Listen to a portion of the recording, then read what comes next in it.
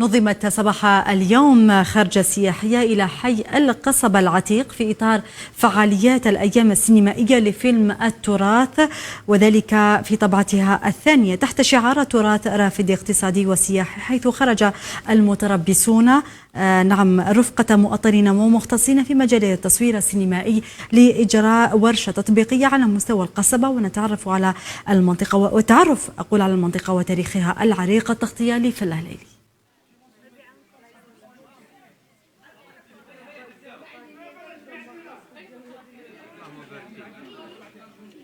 ضمن فعاليات الأيام السينمائية لفيلم التراث وتحت شعار التراث رافد اقتصادي وسياحي، نظمنا ورشات تكوينية لفائدة المهتمين بمجال صناعة السينما، هي في مجال الكتابة الدرامية والتصوير السينمائي والإخراج السينمائي وصناعة الفيلم الوثائقي.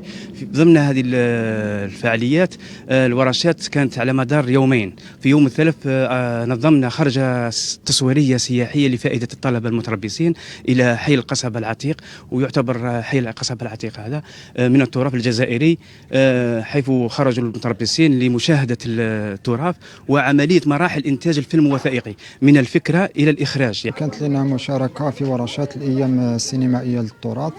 كانت الورشات عبارة عن 3 أيام، كنا نشوفوا فيها أفلام، وفي الصباح وفي العشية كان عندنا ورشات تطبيقية ونظرية، وكان اليوم الأخير هو يوم تطبيقي، حيث بما أنه المهرجان يحتفي بالتراث العالمي، كانت لنا زيارة الحي القصبة العتيق. اليوم الخرجة السياحية عندها بزاف فائدة لينا، باسكو في هذه الخرجة السياحية راح يجيك الإلهام على التراث، تقدر تكتب على التراث تاعك، حيجيك أفكار حكايات صراو في القصبة اللي حيعاونوك باش تكون عندك سيناريوهات مسرحية وسينمائية. كانت عدة ورشات هنالك، ورشة إخراج وورشة تصوير سينمائي. كانت اليوم خرجة هنا في مدينة القصبة، جينا نشوفوا التراث الحقيقي تاع مدينة الجزائر العاصمة واش راهي تخبي وراء هذه الأسوار، وكان شرف لينا نكونوا معهم هنا.